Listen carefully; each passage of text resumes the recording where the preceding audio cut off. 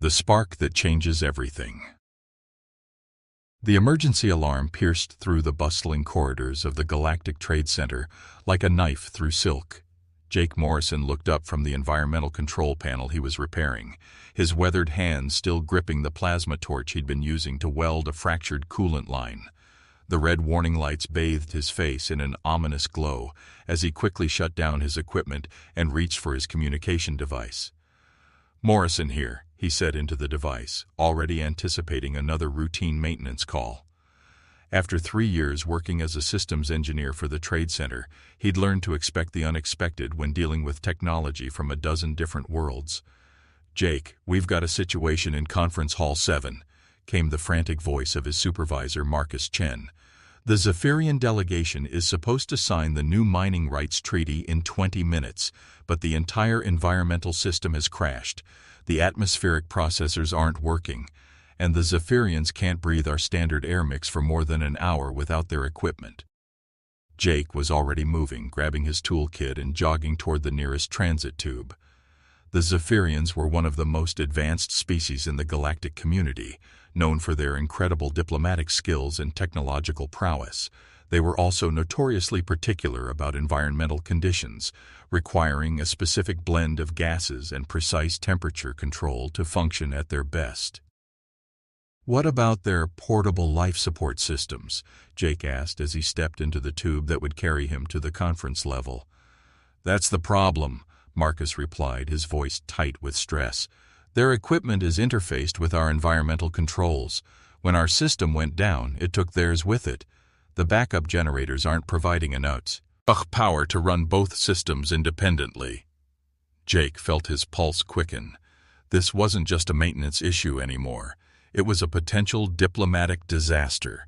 The mining rights treaty had been in negotiation for months, representing billions of credits in trade agreements and potentially opening up new worlds for human colonization. The transit tube delivered him to Conference Level 7 in less than 2 minutes. As the doors opened, Jake could immediately sense the tension in the air. Human diplomats and staff members were clustered in worried groups, speaking in hushed, urgent tones. At the far end of the corridor, he could see the sealed doors of Conference Hall 7, where the Zephyrian delegation was presumably waiting. Jake had never seen a Zephyrian up close before. They were tall, elegant beings with pale blue skin that seemed to shimmer slightly in artificial light. Their features were angular but graceful, and they possessed an otherworldly beauty that had made them natural ambassadors between species. What Jake knew about them came from technical manuals and briefing documents. They breathed a nitrogen-argon mixture with trace elements of xenon, preferred temperatures around 68 degrees Fahrenheit, and had extremely sensitive respiratory systems. "Morrison!" Marcus appeared at his side, looking more frazzled than Jake had ever seen him. "Thank God you're here. Our best systems people have been working on this for the past hour, and they're stumped. The environmental processor seems to be getting power, but it's not responding to any commands." Jake set down his toolkit and immediately started pulling up diagnostic displays on his portable scanner. The readings were confusing at first. Power levels looked normal. All the primary components showed green status lights, but somehow the system wasn't functioning. "Have they tried a hard reset?" Jake asked, though he suspected they had. 3 times. Nothing. The Zephyrians are starting to look uncomfortable in there, and their lead negotiator is asking about postponing the signing. You know how these diplomatic schedules work.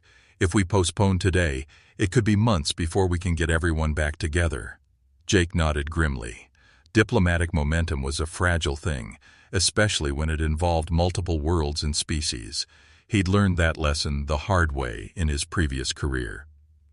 Before taking the job at the Trade Center, Jake had been a senior aerospace engineer for Terran Dynamics, one of Earth's premier spacecraft manufacturers. He'd spent 8 years designing life support systems for long-range exploration vessels, work that had taken him across the solar system and beyond. It had been a dream job, challenging, well-paid, and personally fulfilling. But when his wife Sarah had died in a shuttle accident, leaving him alone with their newborn daughter Emma, everything had changed. The demanding travel schedule and long hours that had once excited him became impossible to manage as a single parent. He'd made the difficult decision to leave aerospace engineering and take a more stable local job that would allow him to be home for Emma every night. The trade center position paid less than half his previous salary, but it kept him on Earth and gave him the flexibility he needed to raise his daughter. Jake pushed those memories aside and focused on the problem at hand. He pulled out his scanner and began running detailed diagnostics on the environmental control system. The readings were strange. Everything looked perfect on the surface, but there were micro fluctuations in the power distribution that suggested something deeper was wrong. "I need to access the main control junction," Jake said to Marcus. "Where's the primary environmental hub for this section?" Marcus led him to a maintenance panel down the corridor. Jake opened it and immediately saw the problem. The main control processor was a hybrid unit, combining human technology with components from several other worlds to create a system that could accommodate the environmental needs of dozens of different species. It was an elegant solution in theory, but Jake could see that the quantum matrix stabilizers were oscillating out of phase. "This is interesting," Jake muttered, pulling out specialized tools that most maintenance workers wouldn't know how to use. "The quantum stabilizers are fighting each other.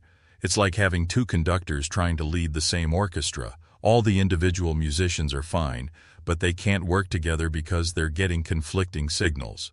Marcus looked confused. "Can you fix it?" Jake was already deep in his work, carefully adjusting the phase alignments while monitoring the quantum field fluctuations on his scanner. It was delicate work, the kind of precision engineering he hadn't done since his aerospace days. His hands moved with practiced confidence, making minute adjustments to components that cost more than most people's yearly salary.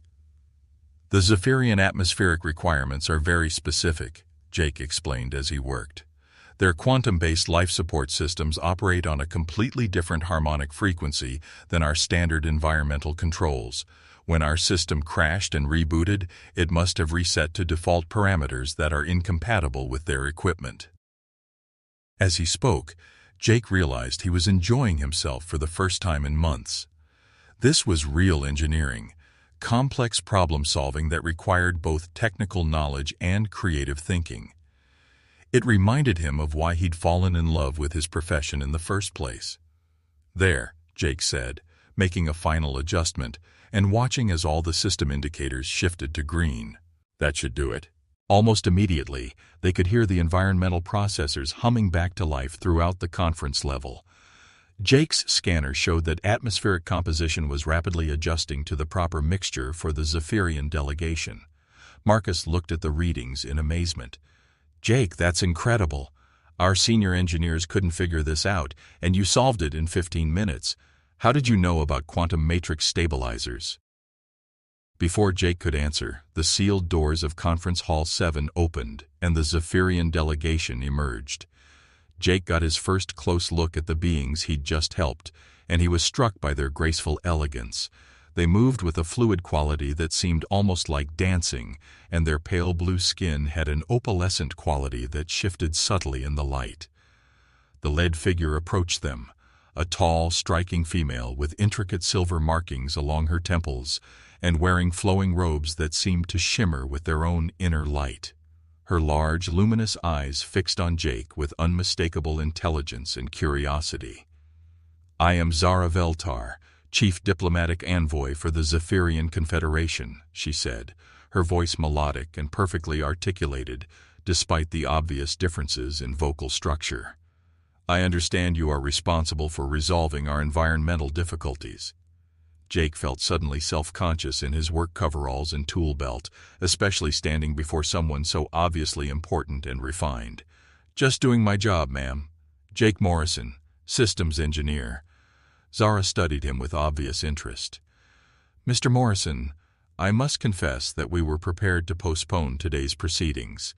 My technical advisors assured me that the problem with your environmental systems would require extensive repairs and recalibration. Yet, you seem to have resolved the issue with remarkable speed and precision."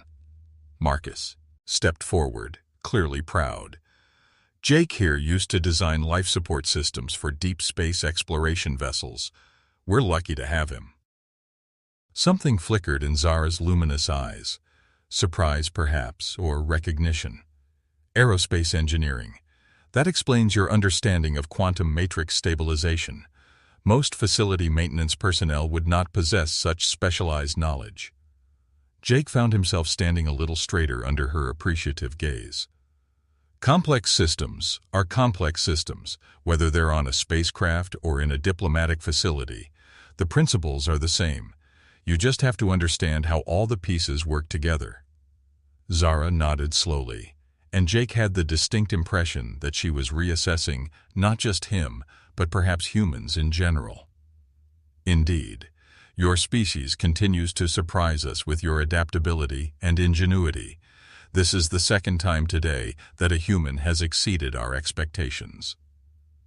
Before Jake could ask what she meant, Zara's attention was drawn away by one of her advisors, who whispered something urgent in her ear. Her expression grew concerned, and she nodded gravely. "Mr. Morrison," she said, turning back to him, "I wonder if I might impose upon your expertise once more. We have discovered a problem with our main communication array, and our treaty signing depends upon maintaining constant contact with our homeworld. Our technical staff is having difficulties with the integration between our quantum communication systems and your facility's power grid." Jake felt his pulse quicken again.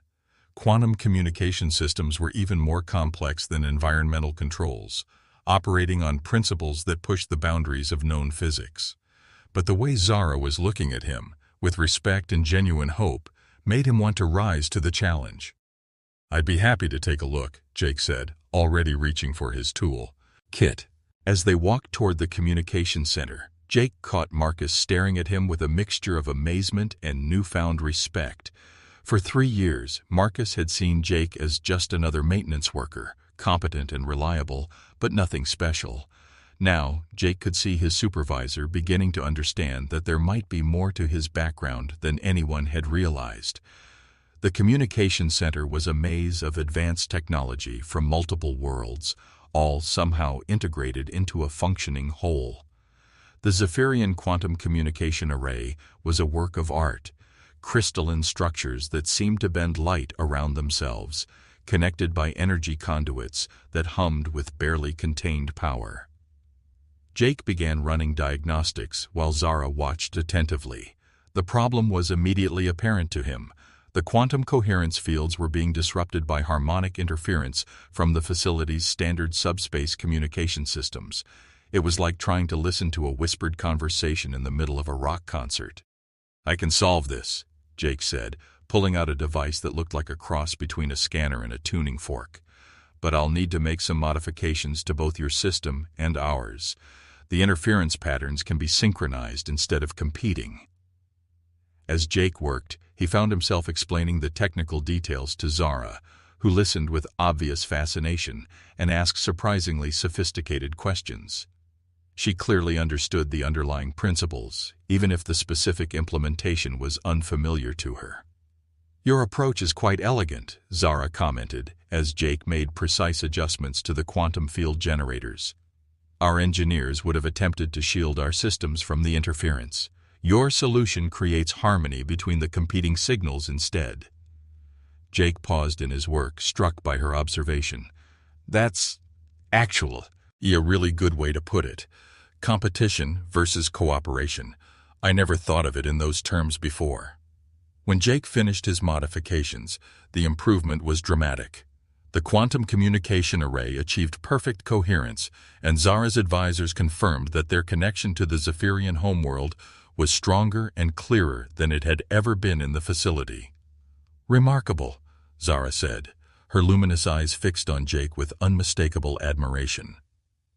"Mr. Morrison, I find myself curious about your background.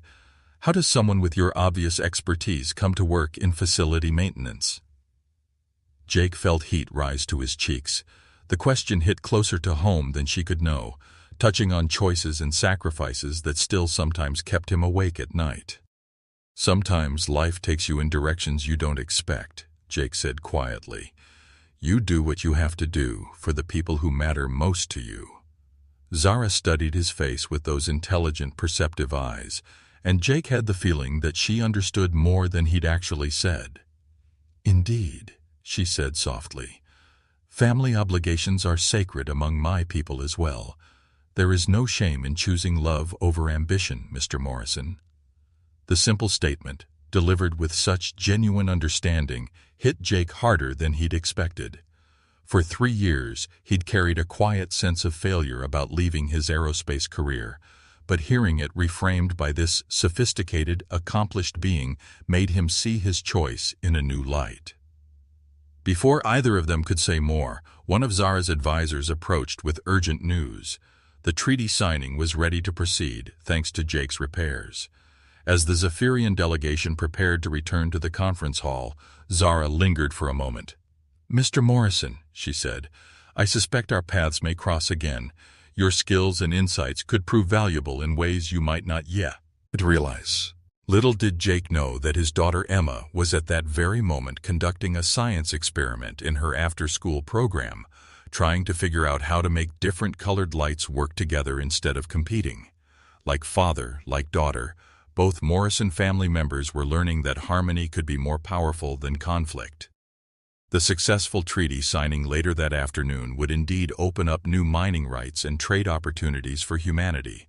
But more importantly, it marked the beginning of a partnership that would eventually transform both species' understanding of what cooperation could accomplish when guided by mutual respect and genuine curiosity about each other's capabilities. Jake headed home that evening with a spring in his step he hadn't felt in years, completely unaware that his demonstration of human ingenuity and adaptability had been observed and noted by some very important people, both human and Zephyrian. When worlds collide in the best way. 3 days after the treaty signing, Jake Morrison was elbow-deep in a malfunctioning atmospheric recycler when his communication device chimed with an encrypted message. He almost ignored it. Encrypted messages were usually administrative nonsense that could wait until his shift ended. But something about the sender designation made him pause. The message header showed symbols he didn't recognize, but the priority flag was set to maximum. Jake wiped his hands on a cleaning cloth and opened the message. The text was in perfect standard English, but the formatting and phrasing had a distinctly non-human quality that made his pulse quicken. "Mr. Morrison, I hope this communication finds you well. I am writing to request a private consultation regarding a technical matter that may benefit from your unique perspective. If you are available this evening after your work duties conclude, I would be honored to discuss this matter with you. The location will be the Stellar Gardens Observation Deck, Level 47. I understand you have family obligations, so please bring your daughter if childcare arrangements would otherwise prevent your attendance. Zara Veltar, Chief Diplomatic Envoy." Jake read the message 3 times, his mind racing. Zara wanted to meet with him privately? And she'd remembered that he had a daughter. More than that, she'd thoughtfully suggested bringing Emma along, rather than assuming he could find a babysitter on short notice. The consideration impressed him almost as much as the invitation itself. The Stellar Gardens were located on one of the trade center's highest levels, an exclusive area normally reserved for high-ranking diplomats and corporate executives. Jake had never been there, though he'd heard it offered spectacular views of the city and the orbital shipyards beyond. That evening, Jake found himself standing outside the observation deck, wearing his best civilian clothes, a navy blue shirt and dark pants that he usually reserved for parent-teacher conferences and school events. Emma bounced excitedly beside him, wearing her favorite dress, the one with stars printed on the fabric that she insisted made her look like a space explorer. "Are we really going to meet a real alien, Dad?" Emma asked for the 5th time since he'd picked her up from her after-school program. "Yes, sweetheart. Her name is Zara, and she's very nice. But remember what we talked about. It's not polite to stare, and some things that might seem different about her are perfectly normal for her people." Emma nodded seriously. At 8 years old, she possessed the kind of boundless curiosity and acceptance that Jake sometimes envied. The universe was full of wonders to her, and the idea of meeting someone from another world was simply exciting rather than intimidating. The observation deck doors opened automatically as they approached, revealing a breathtaking space that seemed to extend the building's architecture into the cosmos itself. Transparent aluminum walls provided unobstructed views in every direction, while carefully tended gardens created pockets of natural beauty throughout the space. The effect was like being inside a bubble floating among the stars. Zara was waiting near the far windows, silhouetted against the backdrop of the orbital shipyards. She had changed from her formal diplomatic robes into something more casual, a flowing tunic in deep blue that complemented her pale skin, paired with fitted pants and soft boots. She turned as they approached, and Jake was once again struck by her otherworldly elegance. "Mr. Morrison," Zara said, inclining her head in a graceful greeting. "Thank you for accepting my invitation." "Jake, please, and this is my daughter Emma." Emma, who had been unusually quiet during their approach, suddenly found her voice. "Wow, you're even prettier than Dad said you were. I love how your skin sparkles." Jake felt heat rise to his cheeks, but Zara's musical laugh put him at ease. She knelt down to Emma's eye level, bringing herself closer to the child's height. "Thank you, Emma. That's very kind of you to say. I love your dress. Are those constellations printed on the fabric?" Emma beamed and launched into an enthusiastic explanation of how she'd helped her father identify real constellations using the dress patterns, complete with animated gestures and detailed descriptions of her favorite stars. Jake watched in amazement as Zara listened with genuine attention, asking thoughtful questions and sharing information about how the same constellations looked from her homeworld. "Your daughter is delightful," Zara said to Jake, as Emma became absorbed in examining an exotic flowering plant from the sea Centauri system. "She has a wonderful curiosity about the universe. Does she share your interest in engineering?" "She's definitely got the mind for it," Jake said proudly. "Last week she built a working model of a fusion reactor using household items and electronic components from old devices. Her teacher wasn't sure whether to be impressed or concerned." Zara's eyes widened with obvious interest. "A fusion reactor? At 8 years old? That's remarkable. On Zephyros, children typically don't begin studying advanced physics until they reach adolescence." As if summoned by their conversation, Emma bounded back over to them. "Are you really from another planet? What's it like? Do you have oceans? What about animals? Dad says you're here because of important business stuff, but I think it would be so cool to live on a spaceship and visit different worlds all the time." Zara's expression grew thoughtful as she considered Emma's rapid-fire questions. "Zephyros is quite beautiful, but very different from Earth. We have vast crystalline formations instead of mountains, and our oceans are a deep purple color due to different mineral content. As for animals, we have creatures that would seem quite fantastical to you, beings that live in pure energy rather than physical matter, and others that can phase between dimensions." Emma's eyes grew wide with wonder. "That's so cool! Dad, did you hear that? Energy animals!" Jake had been listening to the exchange with growing fascination, but he was also curious about why Zara had requested this meeting. As if reading his thoughts, she gestured toward a comfortable seating area near the windows. "Emma, would you like to explore the gardens? There are information displays throughout the space that show plants and minerals from dozens of different worlds. Just please stay where we can see you." As Emma skipped off to examine a display feature, ring bioluminescent moss from the Vega system, Zara settled into a chair across from Jake. Her demeanor shifted slightly, becoming more serious but still warm.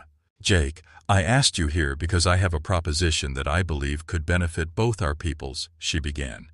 "The success of our recent treaty signing has opened doors that have been closed for decades.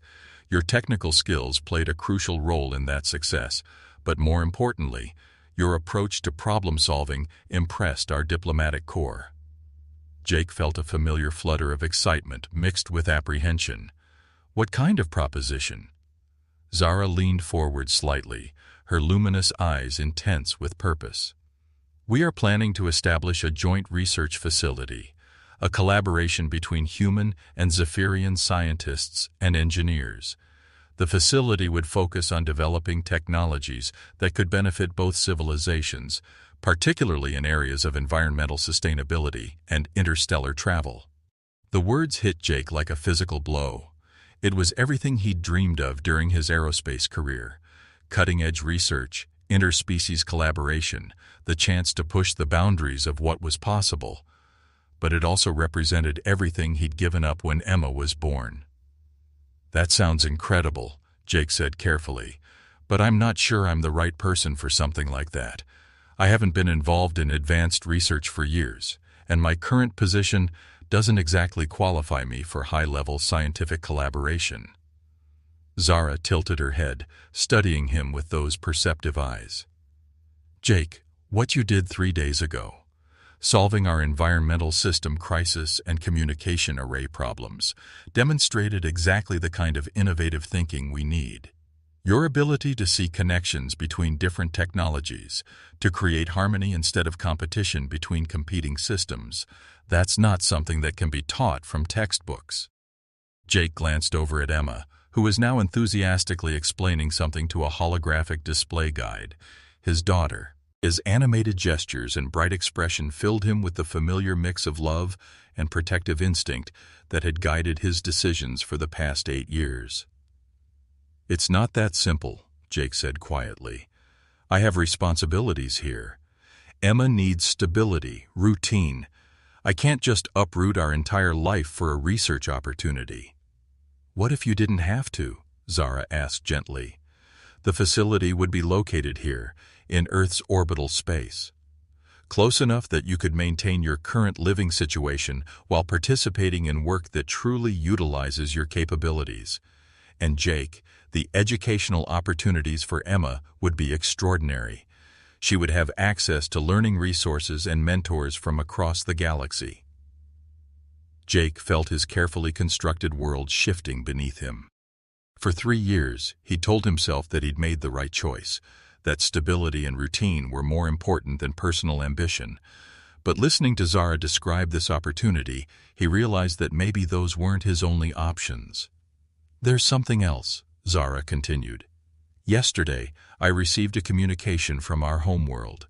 Our ruling council has taken notice of your work here, and they've made an unusual request.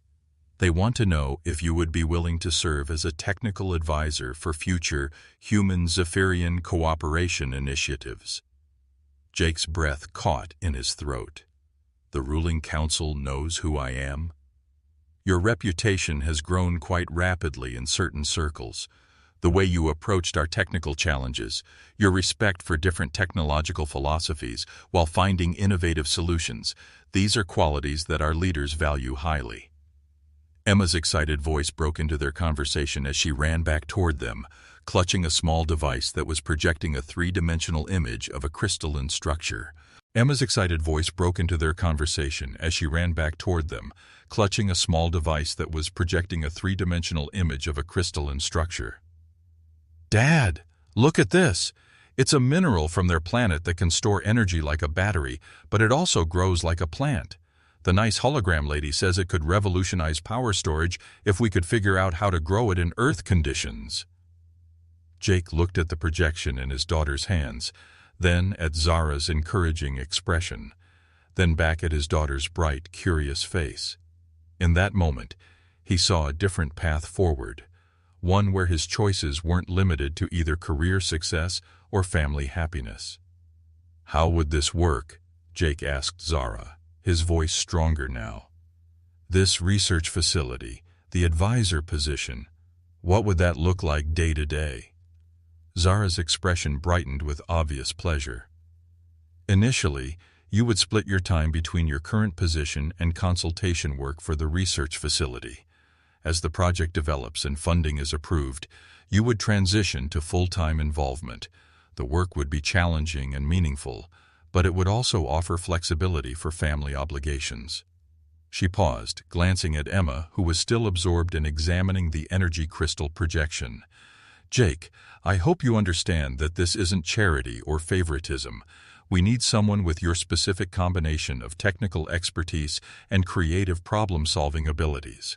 Your background in aerospace engineering, combined with your recent experience in systems integration, makes you uniquely qualified for this type of collaborative work." Jake felt something he hadn't experienced in years, the thrill of being truly wanted for his professional skills, of being seen as essential rather than replaceable. But more than that, he saw an opportunity to show Emma that dreams didn't have to be abandoned, that family and career could coexist if you were creative enough to find the right balance. "There's one condition," Jake said finally. "Emma comes with me when possible. If we're talking about long-term involvement in this project, I want her to see what we're working on, to understand that science and engineering aren't just subjects in school, they're tools for building bridges between worlds." Zara's smile was radiant. "I was hoping you would say something like that. Our research philosophy emphasizes learning through collaboration and shared experience. Having a young human perspective involved in our work could provide insights that adults might miss." Emma looked up from her crystal projection, sensing that the adults were discussing something important. "Are you talking about me?" Jake knelt down beside his daughter, taking her small hands in his larger ones. "Emma, how would you feel about Dad taking on some new work? It would mean spending time with scientists and engineers from other worlds, working on projects that could help people on Earth and other planets." Emma's face lit up with excitement. "You mean like the fusion reactor I built, but bigger and more important?" "Much bigger," Jake confirmed, "and much more important." "Would I get to help sometimes?" Jake looked at Zara, who nodded encouragingly. "I think that could be arranged, as long as you keep up with your regular schoolwork." "This is the best day ever," Emma declared, throwing her arms around Jake's neck. As Jake hugged his daughter, he caught Zara watching them with an expression of warm approval. There was something in her luminous eyes that suggested she understood exactly what this moment meant to him, the chance to reclaim his professional identity without sacrificing his role as a father. "When do we start?" Jake asked. Emma nodded seriously, then broke into a grin. "I want to be an engineer like you, Dad, but I want to work with aliens too. I think it would be fun to solve problems that nobody's ever solved before." As Jake tucked Emma into bed that night, he reflected on how much their lives had changed in just a few short weeks. He was using his skills in meaningful ways again.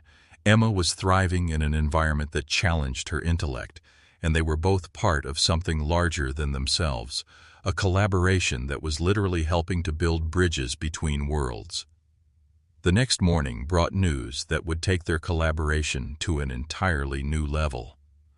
Zara arrived at the research facility with an expression of barely contained excitement and what appeared to be official communications from multiple worlds. "Jake," she said, "I have something extraordinary to share with you. The success of our initial collaboration has attracted attention from species across the galaxy. We've received formal requests from the Andromedan Science Collective, the Rigel Engineering Consortium, and even the mysterious quantum philosophers of the Outer Rim. They all want to participate in our joint research initiative." Jake felt his pulse quicken. "That's incredible. But what does it mean practically?" "It means we're not just building a research facility anymore," Zara said, her luminous eyes bright with possibility. "We're creating something unprecedented, a truly galactic collaborative space where the best minds from dozens of worlds can work together on challenges that affect us all." As Jake processed this news, he realized that his decision to accept Zara's initial proposition had set in motion something far larger than he'd ever imagined. He wasn't just getting his career back. He was becoming part of humanity's emergence as a major player in galactic civilization, and it had all started with a maintenance call and a willingness to see problems as opportunities for cooperation rather than conflict. Sometimes, Jake reflected, the most important moments in life came disguised as routine circumstances, requiring only the courage to recognize them and the wisdom to act when the time was right.